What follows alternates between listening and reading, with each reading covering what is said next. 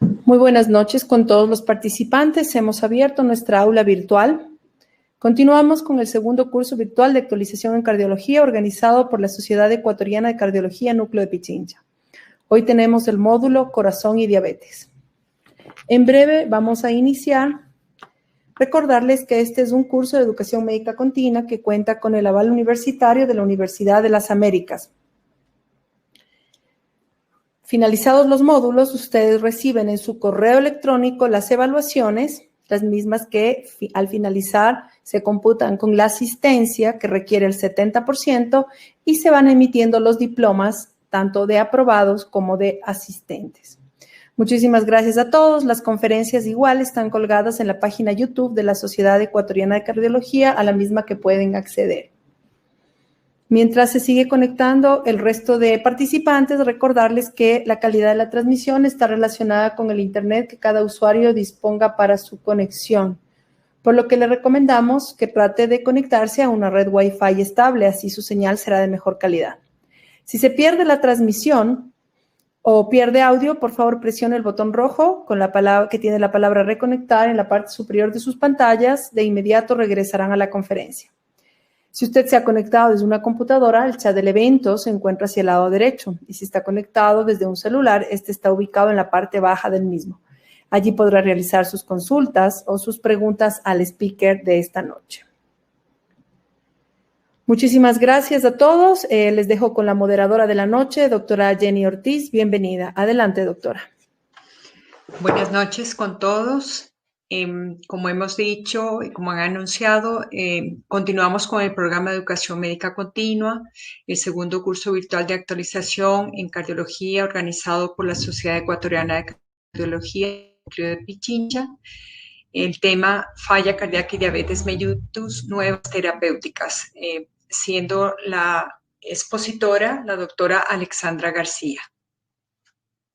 La doctora es médico de la Universidad Central del Ecuador, especialista en cardiología por el Instituto Dante Passanese de Cardiología en Sao Paulo, Brasil, subespecialista en valvulopatías por el Instituto Dante Passanese de Cardiología Sao Paulo, Brasil, máster en insuficiencia cardíaca, Universidad Internacional Meléndez y Pelayo, Sociedad Española de Cardiología, máster en formación en cuidados agudos y críticos cardiovasculares, Universidad Rey Juan Carlos, Sociedad Española de Cardiología, médico tratante del Servicio de Cardiología, Hospital Eugenio Espejo, docente tiempo parcial en cardiología, posgrados, medicina interna y neumología de la Universidad Central del Ecuador.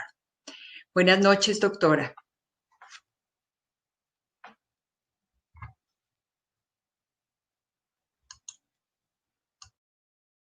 Su micrófono, doctora, por favor. Disculpen. Buenas noches, doctora Ortiz. Buenas noches a todos los participantes. Agradezco a la Sociedad Ecuatoriana de Cardiología Núcleo Pichincha por la invitación.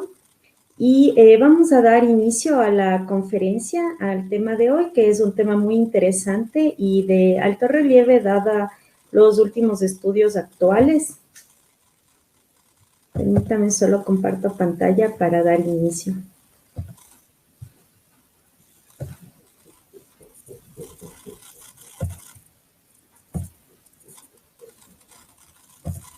Bueno, el tema de hoy a tratar es de la falla cardíaca y diabetes mellitus, nuevas terapéuticas. Pues bueno, para dar un poquito de preámbulo, como todos conocemos, pues la diabetes es una enfermedad muy prevalente y también de alta incidencia a nivel mundial. Y ya en el 2017, la Federación Internacional de Diabetes se estimaba más o menos en 463 millones de personas que padecen diabetes, y eso está en incremento. ¿Y cuál es su relación con la falla cardíaca? Pues como podemos ver, están muy vinculadas, es un círculo vicioso. Tanto es así que un paciente diabético tiene más probabilidad de padecer insuficiencia cardíaca secundaria a su problema de base que síndrome coronario. Y en la mujer tiene mayor prevalencia, 5 veces comparada con el hombre. El hombre, en tanto, solo tiene 2 veces el riesgo de padecer falla cardíaca. El pronóstico obviamente es mucho peor, los resultados cardiovasculares de igual manera y las hospitalizaciones en un paciente diabético que ya padece falla cardíaca comparado con aquellos que no presentan diabetes. Y también tenemos otro aditamento que es la cardiomiopatía diabética, que ustedes van a tratar en el siguiente módulo, pero esta también tiene su relevancia, ya que en sí, por la diabetes, los pacientes pueden presentar disfunción ventricular en ausencia de enfermedades concomitantes, es decir, enfermedad coronaria o hipertensión, que traen efectos deleterios a nivel cardíaco. Y aquel paciente con diabetes, miren, tiene 75% más de riesgo de muerte cardiovascular u hospitalización por falla cardíaca comparados con los no diabéticos. Y cuando el paciente, aparte de ser diabético, ya es un adulto mayor, la coexistencia de falla cardíaca le proporciona un riesgo de 10 veces más de mortalidad.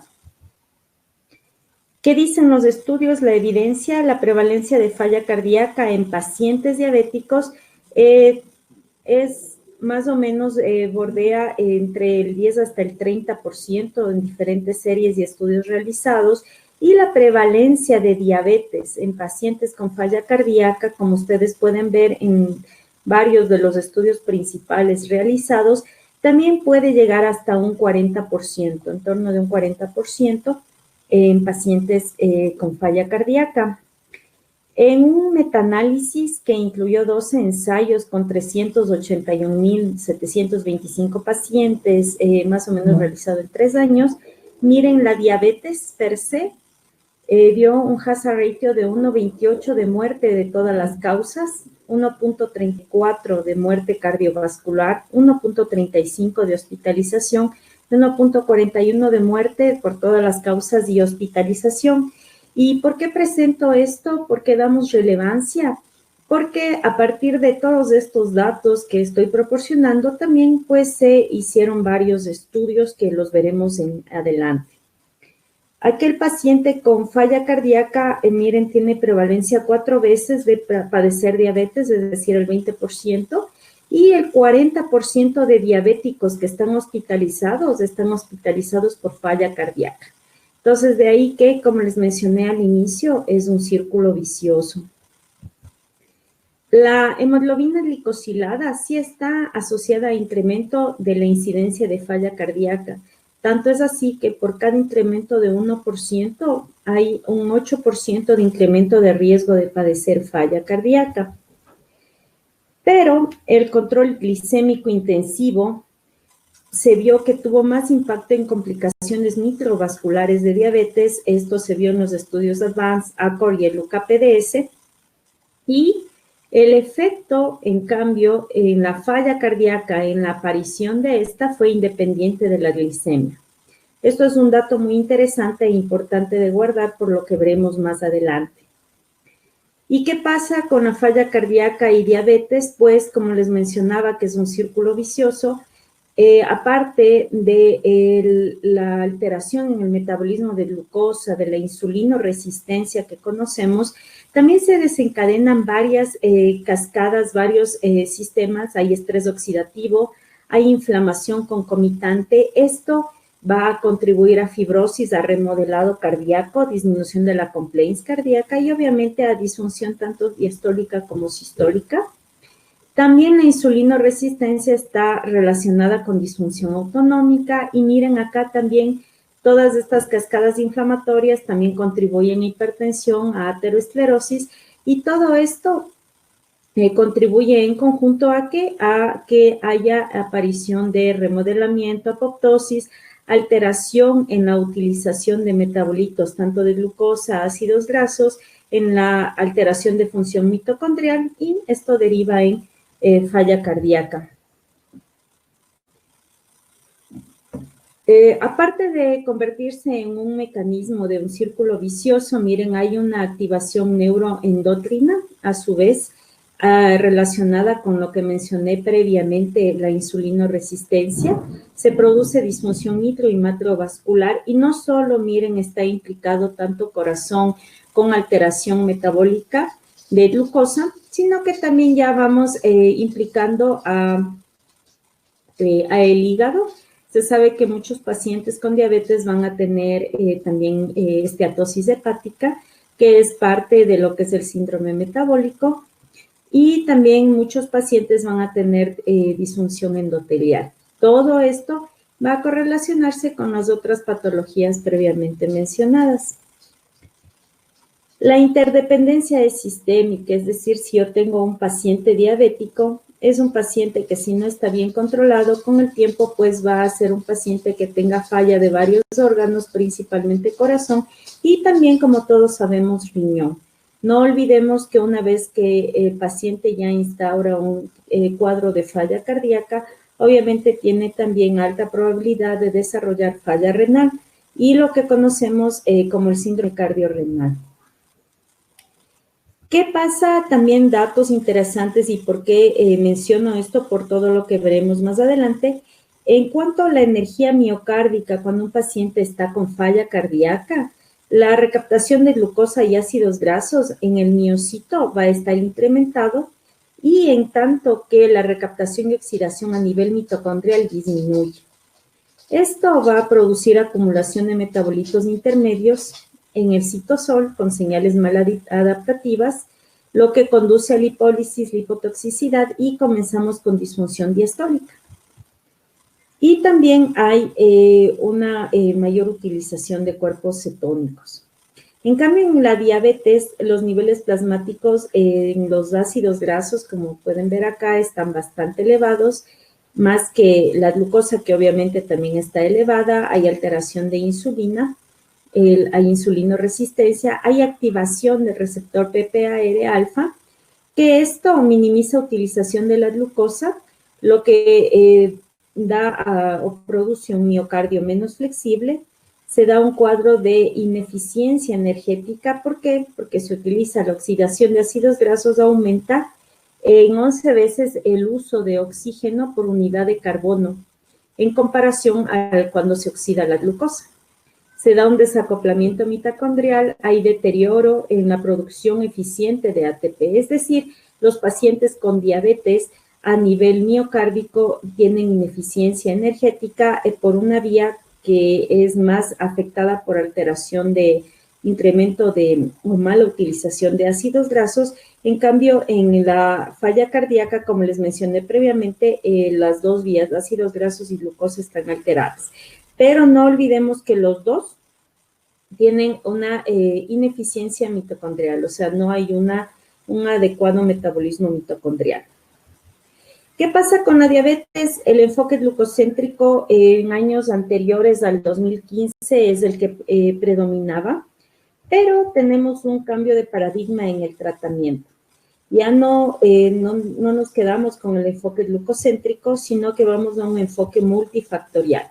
En este no solo se ve el control glicémico, sino que se preconiza mucho la reducción de complicación cardiovascular y mortalidad. Y también, ¿por qué? Porque se vio beneficio específico de nuevos fármacos en los que ya revisaremos basados en evidencia. Pero antes de irnos a la evidencia neta actual, es importante que recordemos varios de los fármacos que han sido piedra angular previamente en el tratamiento de diabetes, sobre todo la metformina que produce una disminución de glucosa a través de la reducción de la producción hepática de la misma y recaptación por el músculo esquelético. Se suprime la gluconeogénesis y según las guías, la última guía del 2016 de insuficiencia cardíaca, pues era una indicación 2A como tratamiento de primera línea. Ojo que estamos hablando del 2016 y de ahí para esta época han habido varios estudios que han modificado este criterio. ¿Por qué se la recomienda para falla cardíaca? Por buen perfil de seguridad en monoterapia o combinada. Sin embargo, bueno, el UKPDS vio el 36% de reducción de todas las causas de mortalidad, 39% en riesgo de infarto. Hay un beneficio en sobrevida en pacientes con falla cardíaca y mejor pronóstico comparado con otros antidiabéticos en síndrome coronario y falla cardíaca. Sin embargo, ensayos clínicos aleatorizados específicos en pacientes con falla pues no se disponen y solo son estudios observacionales o también hay revisiones sistemáticas de varios estudios que encontraron una reducción de internación por falla cardíaca y evento cardiovascular. También se ha dado precaución del uso de esta en pacientes con una clase funcional muy avanzada por el riesgo de acidosis láctica. Entonces, ¿qué sacamos a colación? No tenemos una evidencia de peso contundente que verifique, digámoslo así, que la metformina tenga una indicación plena para uso en falla cardíaca.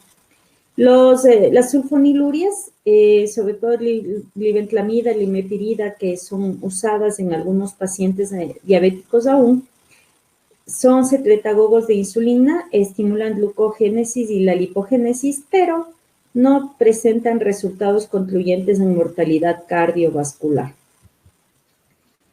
Las glitazonas son agentes sensibilizadores de insulina, activan el receptor nuclear PPAR, mejoran el metabolismo de glucosa porque incrementan la sensibilidad a insulina, reducen hiperglicemia y hiperinsulinemia. Sin embargo, estas causan retención hídrica, incremento de eventos de infarto e insuficiencia cardíaca y ya desde el 2016 son consideradas de indicación 3, es decir, está contraindicado su uso en pacientes con falla cardíaca. Los inhibidores de DPP4 y los agonistas de GLP-1, pues tenemos a varios, de entre estos, la saxagliptina, de la que ya vamos a hablar posteriormente, la linagliptina, en los DPP4, y de los antagonistas de GLP-1, la liraglutida, semaglutida, exenatida, que también hablaremos más adelante. ¿Qué es lo que hacen? Pues inhibidores de DPP4 van a inhibir el GLP-1, incrementa la actividad postprandial de las incretinas, mejora secreción de insulina dependiente de glucosa y la secreción de glucosa produce también una disminución de la glucosa hepática y obviamente mejoran sensibilidad a insulina. Los agonistas de GLP-1 suprimen secreción de glucagón, estimulan secreción de insulina, retardan vaciamiento gástrico, incrementan saciedad y promueven pérdida de peso. Estos, a su vez, tienen varios efectos metabólicos bastante importantes, en algo también relacionados con los inhibidores de SGLT2, de los que voy a hablar más adelante, y estos también se han relacionado con disminución de varias vías de estrés oxidativo e inflamación. Lo que la evidencia en base a varios estudios realizados es más contundente en los agonistas de GLP-1, que tienen un efecto neutral en falla cardíaca, pero un efecto importante en reducción de riesgo de causa cardiovascular aterosclerótica, es decir, en pacientes con alto riesgo cardiovascular están indicados, no en tanto los inhibidores del DPP4, sobre todo la saxagliptina, por el estudio,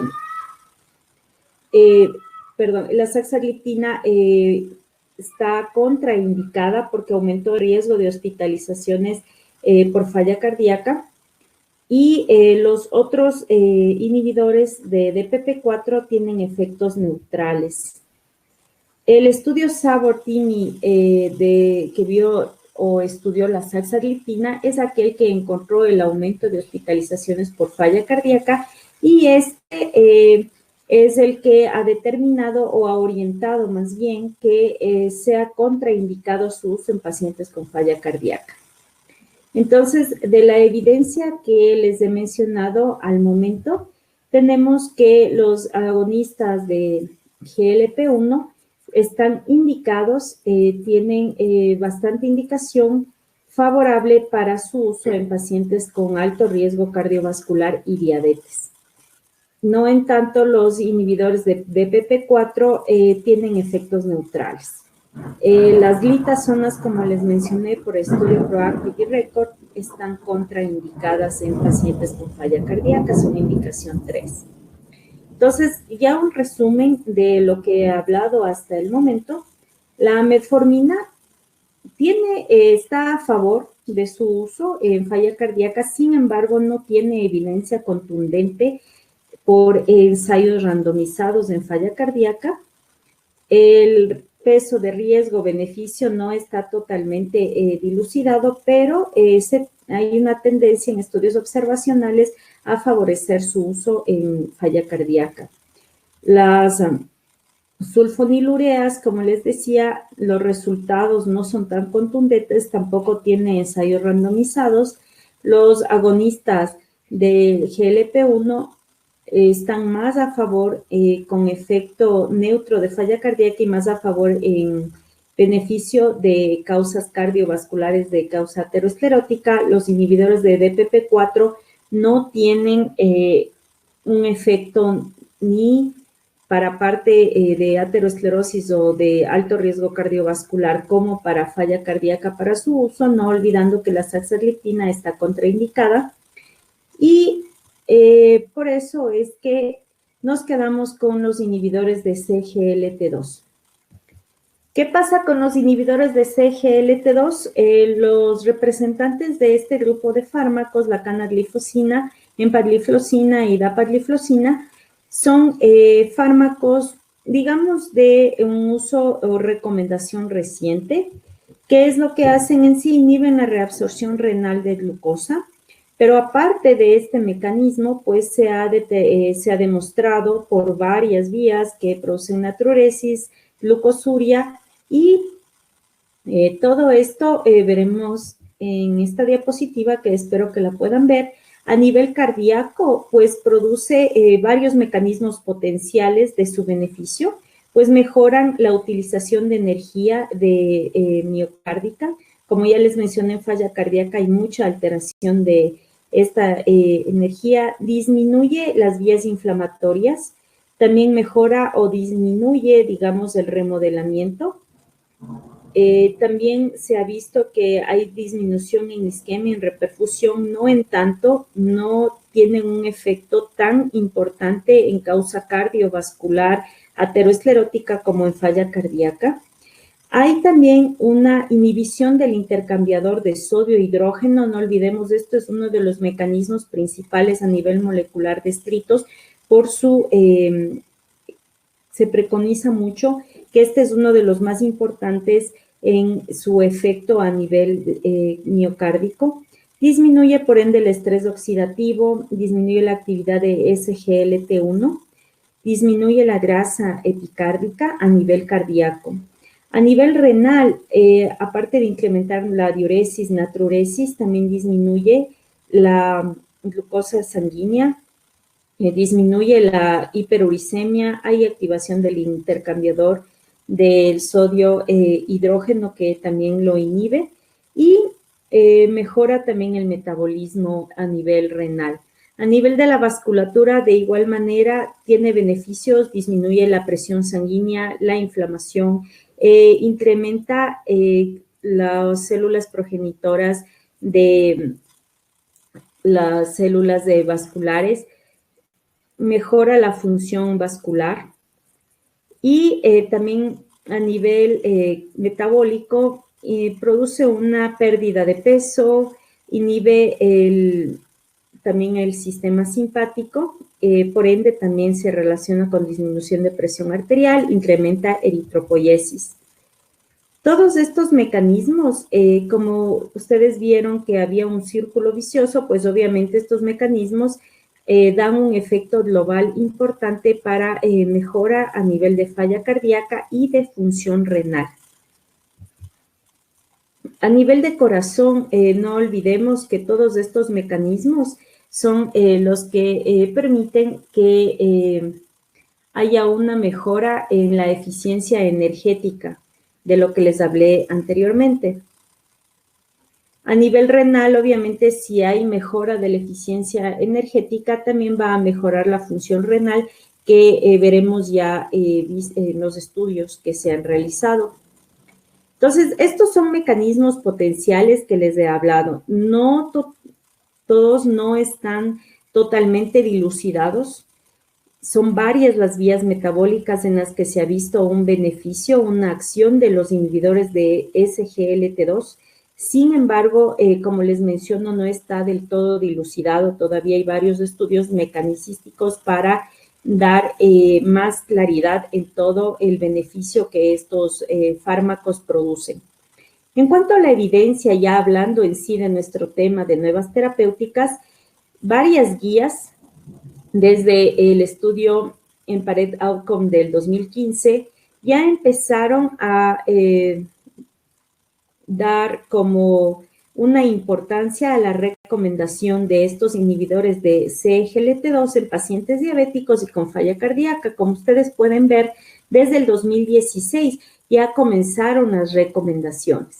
La última guía de falla cardíaca, como es del 2016, todavía mantiene a la metformina como indicación 2A, pero esperamos ya en su última actualización, que será en el 2021, pues vendrá con varios cambios a nivel de recomendación de paciente diabético con falla cardíaca. En el 2018 y en el 2019 ya tanto las guías europeas y americanas de diabetes, pues miren a los agonistas de GLP-1, pues cuando el paciente tiene un alto riesgo cardiovascular están indicados. También los inhibidores de SGLT2, pero más indicación tienen los agonistas de GLP-1. No en tanto aquellos pacientes con falla cardíaca, diabéticos con falla cardíaca o también con enfermedad renal, pues se da importancia a la recomendación de utilizar los SGLT2, perdón. Ya la guía y el consenso español de cardiología, pues hicieron un abordaje integral para pacientes diabéticos con enfermedad cardiovascular o riesgo muy alto. Y en esto ellos, aparte de considerar pacientes con falla cardíaca, ellos lo que preconizan mucho es ya no tanto irnos por inicio de la metformina, que antes es lo que se preconizaba. Ahora lo que se preconiza es, dependiendo del perfil del paciente, miren, primero dar importancia a los inhibidores de SGLT2 o también los agonistas de GLP-1, dependiendo de las características del paciente, y posteriormente metformina. Si el paciente está con metformina, se la puede mantener, dado varias revisiones sistemáticas en las que se ve un beneficio. Sinceramente, o sea, en las revisiones lo que se indica es el beneficio es como sin metformina. Pero si el paciente está con metformina, se la puede mantener, pero no olvidemos que el efecto neto mayor es de beneficios con inhibidores de SGLT2 o con los agonistas de GLP-1. Si es que el paciente está con otros antidiabéticos que les he mencionado, que no aportan beneficio cardiovascular, se preconiza en irlos sustituyendo por aquellos fármacos que realmente muestran un beneficio. Otra cosa que no les he mencionado es en el uso de la insulina. La insulina, la que ha tenido estudios es la de Luder y la glargina, y obviamente lo que se preconiza es primero intentar utilizar a los fármacos que ya les he mencionado antes que a las otras terapéuticas, o sea, el uso de otros antidiabéticos. Ahora sí, yéndonos ya en sí a la evidencia, pues vamos a empezar con el EMPA-REG OUTCOME. Es un estudio que evaluó a la empagliflozina. En el 2015 comenzó. Es el primer antidiabético en que se testó en pacientes diabéticos con enfermedad cardiovascular para evaluar el riesgo de causas de muerte cardiovascular. Lo que aquí cabe mencionarles no es que fue hecho pensando en pacientes con falla cardíaca. Fue pensado para pacientes diabéticos con alto riesgo cardiovascular. ¿Por qué? Porque se quería probar esto primero, y lo que sí se vio es que ellos en su compuesto primario, que fue la muerte por causa cardiovascular, infarto, stroke no fatal, y el compuesto secundario fue este compuesto primario que les indicó más hospitalización por angina inestable. Se testó versus placebo, 7.020 pacientes, 3.1 años de seguimiento, pero lo que sí se vio es que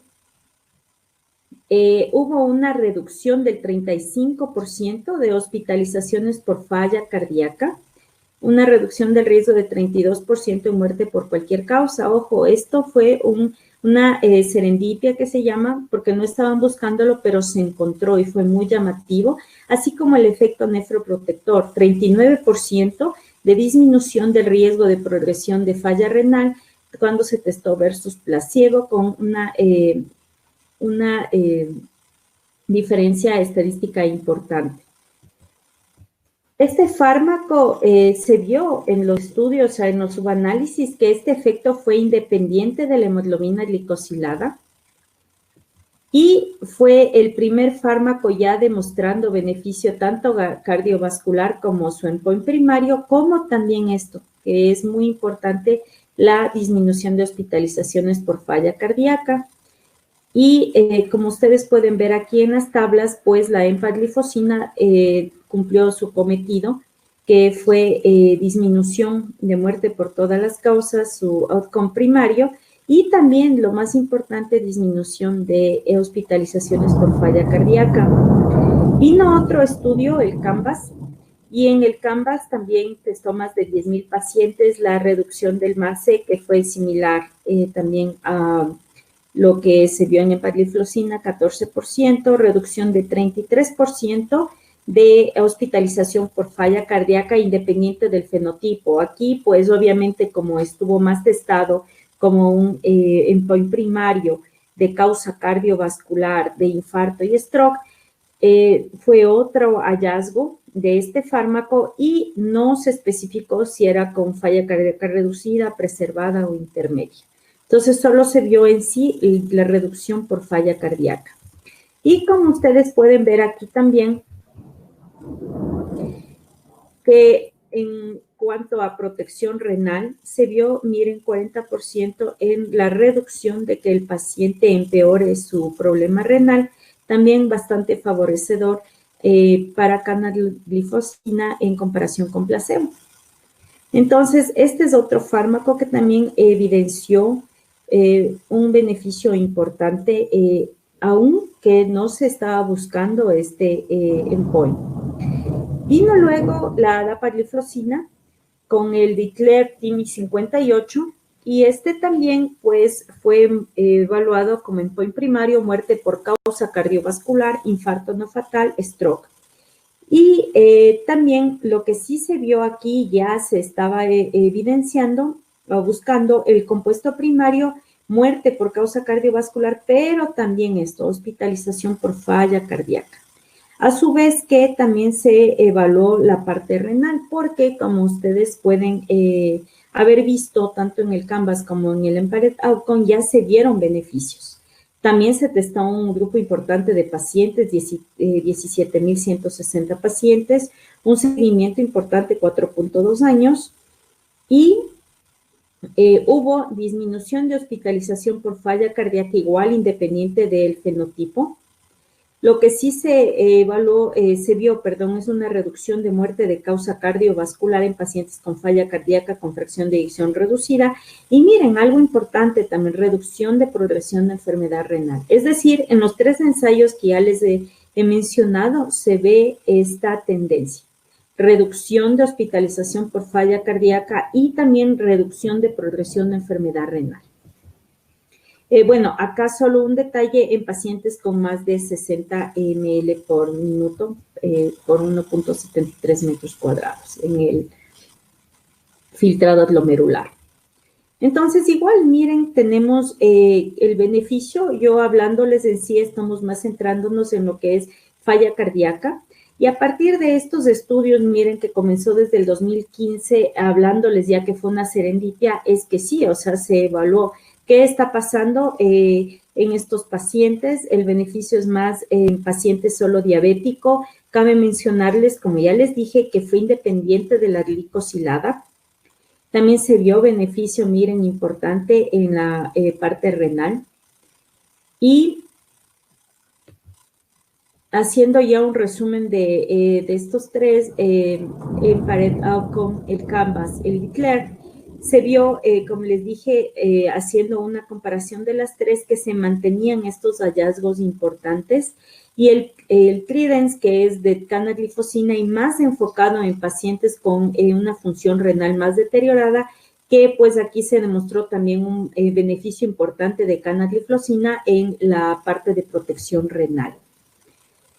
Ya haciendo un resumen de los tres, pues toda la evidencia a favor de tanto en el EMPARET de empagliflozina, seridapagliflozina y canagliflozina, en pacientes con falla cardíaca, pues hay una reducción importante en hospitalización por falla, en aquellos con y sin falla cardíaca previa.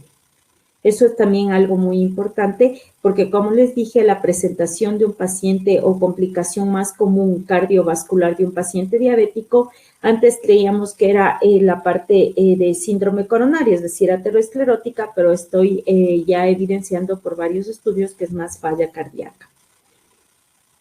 Entonces, hay un beneficio neto a favor del uso de inhibidores de SGLT2. Sin embargo, estos ensayos no fueron hechos específicamente en pacientes con falla, pero encontramos bastante a partir, digamos, de la empagliflozina, una tendencia importante a demostrar esto. Igualmente aquí queda ya documentado que tanto el compuesto renal como de falla cardíaca, pues miren, son los que más favorecen al uso de estos fármacos. Entonces, tenemos ya estos nuevos fármacos, los inhibidores de SGLT2, que están recomendados para pacientes diabéticos. Como les mencionaba, varias de las guías ya los recomiendan como primera línea en paciente diabético por los beneficios que encontramos. Ahora, tenemos pacientes con falla cardíaca con fracción de eyección reducida y preservada. ¿Tendrá algo que ver el uso de estos fármacos en sí como tratamiento para la falla cardíaca? A partir de esto, por sus efectos favorables que sopesaban, y también, antes de olvidarme, efectos adversos, no en todos los ensayos no se ha visto una significancia estadística comparada con placebo en complicaciones como cetoacidosis diabética, amputaciones. Tal vez sí una tendencia a infecciones genitales, pero cuando se ha hecho el pool de análisis no es tan importante. Los efectos son independientes de la diabetes. En cuanto a la falla cardíaca, pues se vio que el perfil parece similar por todo lo que ya les mencioné a muchos de los fármacos que ya están con indicación 1 para el tratamiento de falla cardíaca con fracción de eyección reducida. Esto es a los inhibidores de enzima convertidora de angiotensina, a los ARA2, a los inhibidores de neprilicina, también a los antagonistas del receptor de mineralocorticoides. Se ha visto que comparten ciertas características. ¿Será que eso es por el uso de estos inhibidores de SGLT2 que se ha visto estos beneficios? O también hay la hipótesis neurohumoral hemodinámica que comparte con los fármacos que les mencioné, reducción de biomarcadores. Muchas hipótesis salieron a la luz a partir de estos hallazgos. Todas estas han sido parcialmente explicadas por los mecanismos de acción que ya les expliqué anteriormente, no totalmente dilucidados, pero en parte se explica el uso de inhibidores de SGLT2, su acción, a nivel miocárdico. Y pues ahí sí comenzó ya a realizarse varios ensayos ya enfocados en evaluar el uso de inhibidores de SGLT2 en falla cardíaca. Es así que comienza el dapagliflozina con el DAPA-HF, que fue en el 2019 su publicación.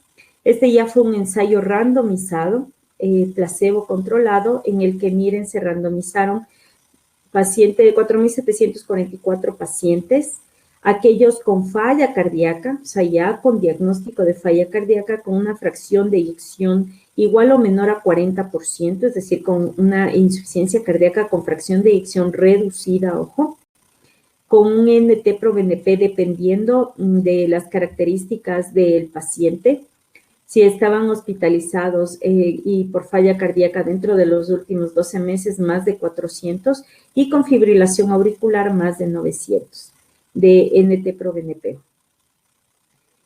Como ya les mencioné, fue placebo controlado en el brazo de dapagliflozina, que se le administró 10 miligramos diarios. Se evaluaron a 2.373 pacientes y en el brazo de placebo igual 2.371 pacientes. Todos los pacientes estuvieron en una clase funcional entre 2 y 4. El endpoint primario, ¿cuál fue?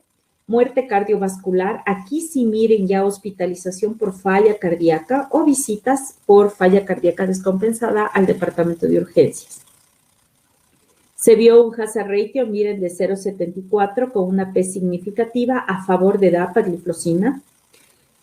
El resultado, el endpoint secundario, muerte cardiovascular, que también fue a favor de dapagliflozina, o empeoramiento de función renal, también sí fue a favor de la misma. 18.2 meses de seguimiento. Y miren, lo que se ve, en resumen, 26% de reducción del endpoint primario y, ojo, aquí sí ya se incluyó hospitalización o visita a emergencia para falla cardíaca, en la que se incluía ya administración de terapia intravenosa, es decir, un paciente que va descompensado a la sala de urgencias. Y 18% de reducción en el endpoint secundario. Lo más importante, miren, resultados similares en pacientes diabéticos y no diabéticos, lo que les mencionaba previamente. El efecto es independiente de la diabetes. Ya se dio una luz cuando se vio que era independiente del grado de hemoglobina glicosilada. En aquellos no diabéticos, ojo, no es que el fármaco produzca hipoglicemias, en ninguno de los estudios ha sido evidenciado como efecto importante. También cabe resaltar, aquí ya indicándoles las características del estudio en sí, que fue más, o sea, más pacientes de raza blanca fueron incluidos en el estudio, asiáticos en segunda proporción 23%. También la clase funcional que más prevaleció fue la clase funcional 2. Y los pacientes también estaban recibiendo tratamiento para falla cardíaca. Miren, 10% recibió ya ARNI, sacubitril, valsartán. Diuréticos, una importante proporción de pacientes. Beta bloqueadores también. Antagonistas de receptor de mineralocorticoides, un 71%. Es decir, tenemos pacientes que estaban recibiendo tratamiento para falla cardíaca. Los points primarios que ya les dije que se cumplieron, que también fue a favor de dapagliflozina.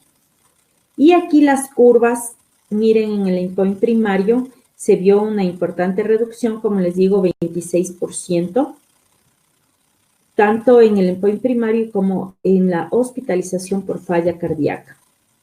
Se vio una disminución del 10 al 15% de NT-proBNP y todos los endpoints que se testaron a favor de dapagliflozina. Como ya les mencioné, también se vio que un 10% ya estaban usando sacubitril valsartán. Y de ahí surge este subanálisis. ¿Y por qué la relevancia de esto? Porque sacubitril valsartán en el estudio Paradigm también vio que había una reducción importante de 20% en comparación con IECA, fue superior para el tratamiento de falla cardíaca. Entonces, estos pacientes de este estudio de ahora, el DAPA, ya estaban utilizando. Y ahí la interrogante es, ¿será que solo por la dapagliflozina hay alguna mejora si añadimos sacubitril valsartán? Pues bueno, se hizo este subanálisis, como les mencioné, una proporción del 10% de pacientes de este estudio, que eran más o menos 508 pacientes que estaban en uso de sacubitril/valsartán, comparados con el resto, se vio que con el uso de dapagliflozina el beneficio y seguridad fue similar en los dos grupos. Es decir, el beneficio en sí es por el uso de dapagliflozina, que sería un adendo al uso de sacubitril/valsartán. ¿Por qué hacemos énfasis en eso? No olvidemos que la falla cardíaca en sí, a pesar de que se han dado varios estudios, se tiene al momento ya dispositivos para mejorar sobrevida, todavía sigue teniendo una alta mortalidad en pacientes que la padecen.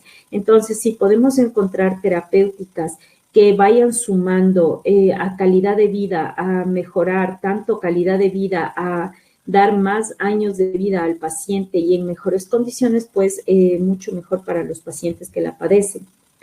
A partir del DAPA-HF, que ya encontró evidencias en los inhibidores de SGLT2 para el uso en sí de falla cardíaca, también se dio otro estudio que es el EMPERO-REDUCE con empagliflozina ya en pacientes con falla cardíaca.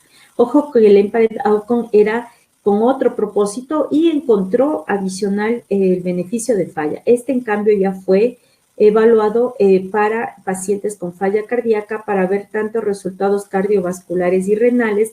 Este es un estudio que salió recién en este año y fue publicado recién en octubre. En este mes. ¿Qué encontramos? Fue en septiembre, pero ya en el New England fue publicado en sí ya en octubre. El EMPERO-REDUCE, que evaluó empagliflozina con placebo, fueron 3.730 pacientes. Se reclutaron más de 7.200 pacientes, sin embargo, parece que los criterios de selección fueron muy rigurosos y a la final, pues, entraron al estudio en sí 3.730 pacientes. ¿Cuál fue el objetivo? Evaluar tanto empagliflozina versus placebo en pacientes con falla cardíaca crónica, es decir, ya con un diagnóstico, con el fenotipo de reducida, que tengan o no tengan diabetes. ¿Cuáles fueron los criterios de inclusión? Adultos mayores de 18 años con o sin diabetes que tengan diagnóstico de falla cardíaca entre clase funcional 2 a 4, y con una fracción de eyección menor de 40. El seguimiento fue de 16 meses. El endpoint primario fue la muerte cardiovascular u hospitalización por falla, que también se demostró beneficio significativo a favor de la empagliflozina. El endpoint secundario evaluó el número total de hospitalizaciones por falla cardíaca y también cambios en el filtrado glomerular. No olvidemos que el sistema cardiorrenal están muy unidos y muchos pacientes con falla ya tienen también alteración renal.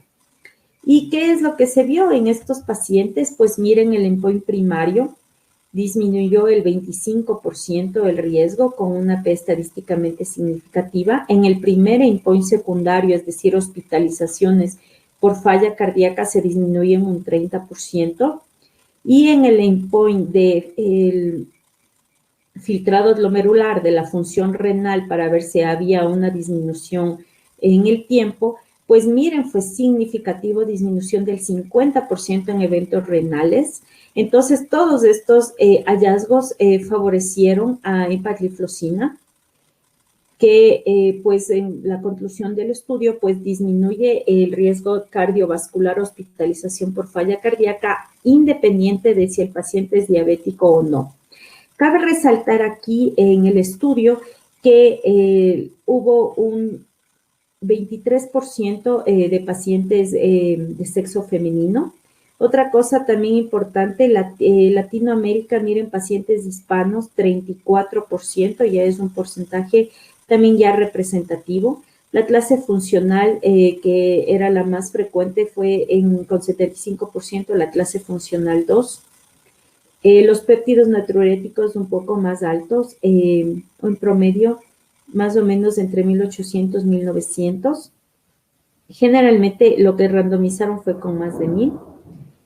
y el 50% fue de pacientes diabéticos y había un 50% obviamente de pacientes no diabéticos. También el paciente, miren, tenían, aquí ya se vio un poco más importante si estaba o no con sacubitril/valsartán. Pacientes con sacubitril/valsartán estaban en torno de 18 a 20% en el estudio y el resto, miren, ellos estaban optimizados, tenían medicación para falla cardíaca. Estaban con, sea con IECA o ARA2 en un 70%, con antagonista de receptor de mineralocorticoides 70% y beta bloqueadores 94%. ¿Por qué hago énfasis en esto? Porque era un buen porcentaje, o sea, pacientes que estaban recibiendo terapia médica optimizada para falla. Entonces, si están ya recibiendo esa terapia, era importante evaluar qué pasaba con empagliflozina, que fue el propósito del estudio. Y pues su cometido fue encontrar si había o no diferencias estadísticas en tanto muerte cardiovascular y hospitalizaciones. Como ya les mencioné, aquí las curvas que se presentan fueron a favor de empagliflozina. También, bueno, no se vio que sea algo dependiente de la hemoglobina glicosilada, como ya les mencioné en aquellos diabéticos. También hubo una mejora en la calidad de vida, que ya les voy a mencionar en otras tablas, y no olvidemos la mejora en la función renal, es decir, detuvo o enlenteció la progresión de enfermedad renal en un porcentaje importante.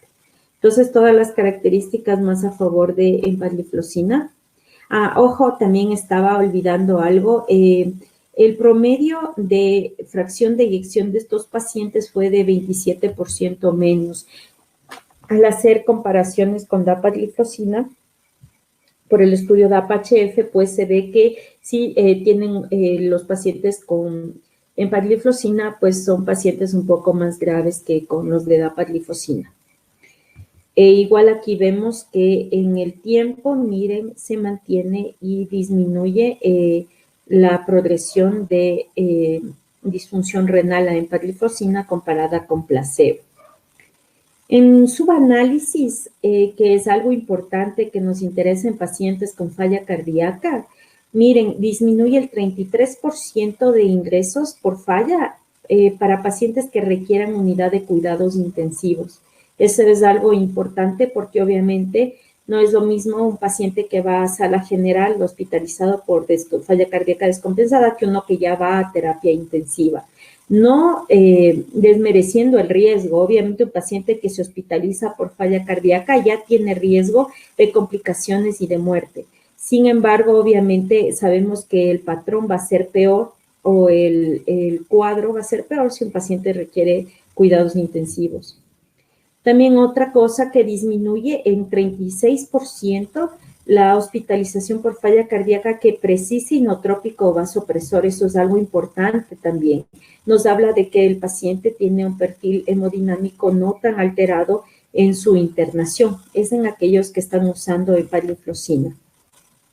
Y también disminuye 24% el número de visitas a emergencia por tratamiento intravenoso. Eso es algo importante también. ¿Por qué? Porque ahora en la actualidad en pacientes con falla cardíaca se tiene ya las clínicas de falla cardíaca. Entonces el paciente descompensado va a veces solo a recibir terapia intravenosa diurética por su descompensación hipervolémica, sea en clínicas de falla o en emergencia. Y que ya disminuya este porcentaje es importante para el paciente. Otra cosa importante de lo que les hablaba en cuanto a clase funcional a calidad de vida, se vio que entre el 20 al 40% desde la semana 12 hasta la semana 28 sobre todo, se vio mejora en la clase funcional y no empeoramiento. Entonces eso también es algo a favor, porque si yo tengo un paciente con falla cardíaca en la que su clase funcional ha mejorado, estoy otorgando también calidad de vida al paciente. Ya comparado, miren los estudios tanto de dapagliflozina y el DECLARE y el EMPARET, que no olvidemos, aquí fue por muerte cardiovascular, el endpoint primario en sí más por causa cardiovascular, y en el DAPA y en el EMPERO ya en sí más orientados a falla cardíaca. Desde estos ensayos preliminares ya se vieron beneficios y en estos se han confirmado en el DAPA-HS y en el EMPERO Reviews que hay una disminución para hospitalizaciones por falla cardíaca y también en el endpoint del compuesto renal de disminución de progresión de disfunción renal, pues también cumplieron su cometido. Solo que obviamente fue más aquí a favor de la empagliflozina, acuérdense, 50%. No olvidemos que estos ensayos ya fueron específicos para pacientes que ya tenían una ya falla cardíaca documentada y en estos fue un hallazgo que se encontró de los estudios. ¿Qué nos enseñó el Empero Reduce y por qué traigo a colación esto? Porque es importante, miren, el uso de estos fármacos, de los inhibidores de SGLT2 en falla cardíaca con fracción de eyección reducida, pues miren, reduce el compuesto primario, muerte cardiovascular, hospitalización en falla, idéntico tanto en los dos estudios, tanto de EMPA como de dapagliflozina.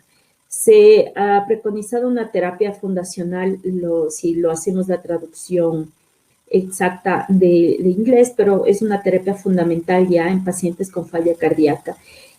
El uso en pacientes con o sin diabetes, eso es otro hallazgo importante. El beneficio independiente de la terapia de base, por lo que les mencionaba, pacientes que están usando ya terapia médica optimizada para falla en un porcentaje significativo, pues cuando se testó estos fármacos, sobre todo el Empero, se vio que el beneficio es independiente.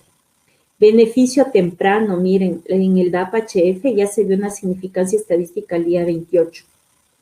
También mejora en enfermedad renal en aquellos pacientes que tienen su diagnóstico de falla cardíaca con fracción de eyección reducida. Pues miren, fue hasta en 50% con empagliflozina, según el Empero. Mejora de la falla cardíaca con fracción de eyección reducida en la falla renal. Y los dos ensayos, miren, con pacientes con filtrado glomerular menor de 60. Otra cosa importante que también como médicos nos interesa, seguridad y tolerabilidad. En los dos, tanto en EMPA como en dapagliflozina, son toleradas. Los efectos adversos no fueron significativos, como les mencioné, y no hubo cuando se combinó con los antagonistas neuromorales, ¿cuáles? Con los ARA2 o IECA o los antagonistas del receptor de mineralocorticoides, no se vio un efecto adverso documentado importante. Y per se, por el uso, digamos, ya pensando en diabetes, de hipoglicemia, cetoacidosis diabética, infecciones, no fue significativo. Beneficio independiente de la clase funcional, pero también acuérdense que en este subanálisis se vio incluso hasta una mejora en calidad de vida. Y aquí sí queda efecto de clase versus efecto de droga. Se estaba tal vez preconizando que probablemente sea un efecto de clase por todos los hallazgos contundentes de los tres fármacos, canagliflozina con empagliflozina, con dapagliflozina. También hay la ertugliflozina, que, bueno, no ha sido testada en sí para fallas, sino similar a los ensayos iniciales de estos fármacos. Pero aquí, como hablando netamente de evidencia, tenemos dos ensayos que han sido realizados ya en pacientes con falla cardíaca, pues podemos hablar solo de momento de EMPA y DAPA. Quizás sea un efecto de clase, probablemente sí, por todos los beneficios, pero de momento solo podemos hablar de estos dos fármacos, tanto EMPA como dapagliflozina, que han sido testados. Ahora, en falla cardíaca en sí, hablando de las nuevas terapéuticas, los objetivos, ¿cuáles? El sistema simpático, el sistema renina-angiotensina-aldosterona, la vía de las neprilicinas, que son los objetivos fundamentales en el tratamiento por falla cardíaca, pues ya tenemos los fármacos que tienen evidencia 1, que están estandarizados en las guías de recomendación clínica, pero ahora tenemos otro fármaco que es de un grupo importante que se adiciona a la terapia fundacional o fundamental para tratamiento con falla cardíaca, los inhibidores de SGLT2. Por todos los beneficios contundentes demostrados en los últimos ensayos que les he mencionado. Cabe resaltar que esto es en pacientes con falla cardíaca con fracción de eyección reducida. ¿Qué pasa con la falla cardíaca con fracción de eyección preservada? Pues tenemos que están algunos ensayos ya iniciados, como el Emperor Preserve, que el próximo año será evidenciado sus resultados. También tenemos con DAPA, glifosina, también se están realizando estudios para evaluar el beneficio ahora en falla cardíaca con fracción de eyección preservada. Ojo que hasta el momento no ha habido un fármaco que demuestre beneficio estadísticamente significativo comparado con otros en el tratamiento global de la falla cardíaca con fracción de eyección preservada. Entonces, ya haciendo un resumen de todo lo que hemos comentado en esta noche, pues los inhibidores de SGLT2 ya surgen como nuevos fármacos que se adicionan al arsenal terapéutico fundamental para el tratamiento de falla cardíaca. Como les mencionaba, la guía de falla cardíaca que próximamente va a salir, pues ya adicionará estos fármacos como parte del tratamiento para falla cardíaca con fracción de eyección reducida y también en pacientes diabéticos. Entonces, mensajes claves de esta noche, pues tenemos nuevos fármacos. Primero, el enfoque glucocéntrico ya no se debe utilizar en un paciente diabético. Debemos acordarnos que el enfoque es primero multifactorial. Segundo, obviamente la prevención es fundamental. Si es que mi paciente no ha desarrollado falla cardíaca, no se olviden que si tiene alto riesgo cardiovascular, debo proporcionarle los fármacos que hayan demostrado beneficio en disminución de compuesto de muerte por causa cardiovascular, de complicaciones cardiovasculares, sean de causa aterosclerótica o por falla cardíaca.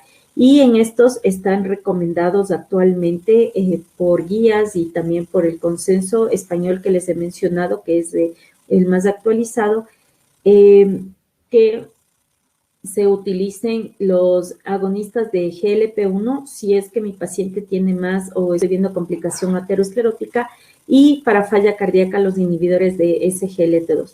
Si mi paciente ya tiene falla cardíaca ya establecida con diagnóstico, no olvidemos algo fundamental que es la terapia médica optimizada con estos que cubra los 5 objetivos, los 4 fármacos, y si es que ya podemos utilizarlo, los inhibidores de SGLT2. No obstante, por guía de indicación todavía no lo tenemos, pero ya tenemos estudios que refuerzan su uso. En falla cardíaca con fracción de eyección preservado todavía tenemos algunas brechas por cubrir. Veamos qué nos demuestran los estudios que están ahorita ya en camino para terminar, y veamos si es que eso nos da luz en el tratamiento de este fenotipo de falla también. Muchas gracias por su atención.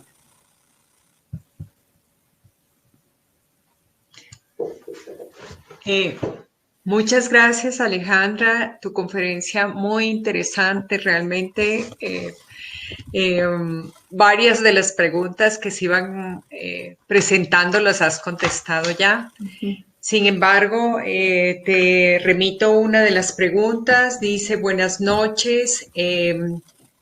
Considerando que el paciente diabético presenta un riesgo cardiovascular y renal alto, ¿por qué no se considera realizar ecocardiograma de base y poder comparar con futuros ecos? Debido a que generalmente el paciente, como protocolo en el hospital público, indican que se justifique el por qué realizarlo de rutina. Bueno, o sea, primero hay que ver cuánto tiempo de diabetes tiene el paciente. No se olviden que ya hay varias guías y consensos con más de 10 años. Ya se sabe que ya hay más complicación de per se por la diabetes que el paciente presenta.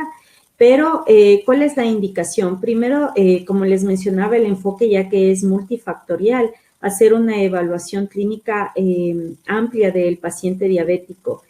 Y pues sí, o sea, al inicio, como les mencioné, la glicosilada sí nos da como una luz de las complicaciones que el paciente en adelante puede tener.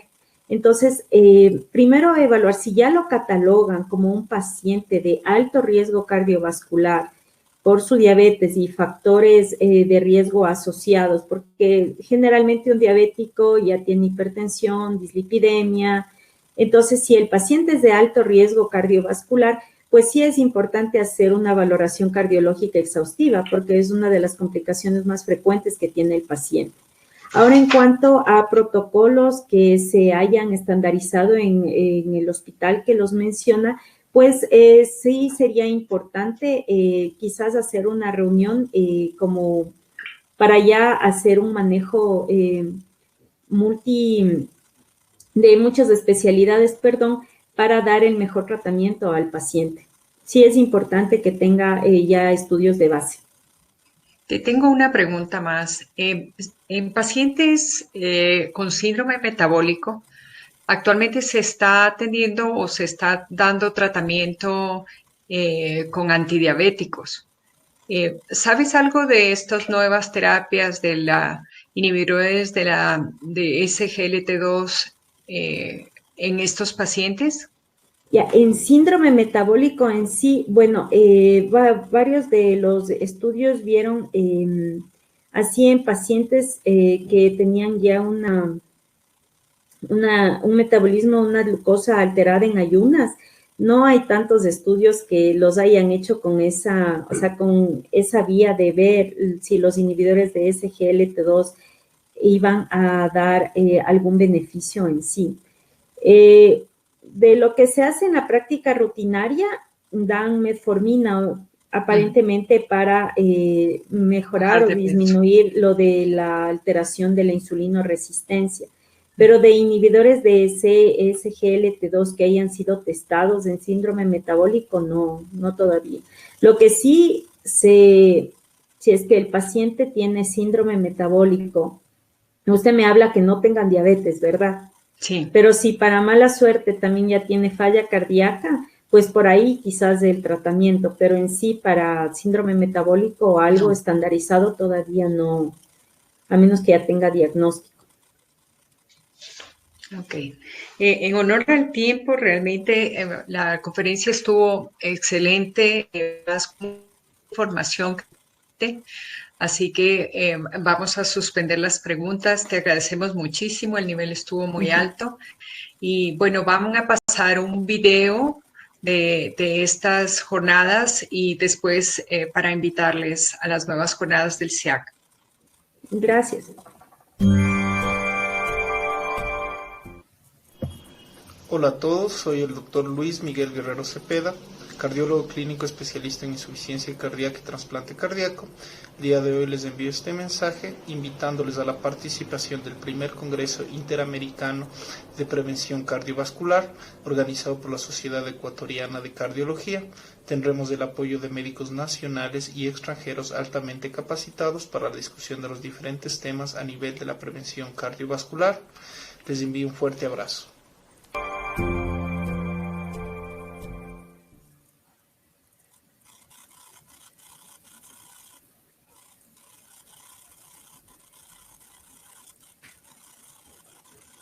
Para recalcar, es el primer Congreso Interamericano de Prevención Cardiovascular organizado por la Sociedad Núcleo Pichincha, 56 jornadas internacionales de cardiología, que se realizará el 26, 27 y 28 de noviembre en modalidad virtual. Tiene aval académico de la UDLA y se les enviará esto a todos para mayor información y para que puedan suscribirse con estos datos.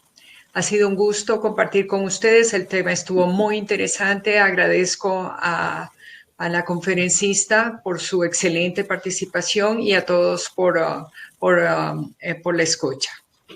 Buenas noches. Buenas noches. Gracias.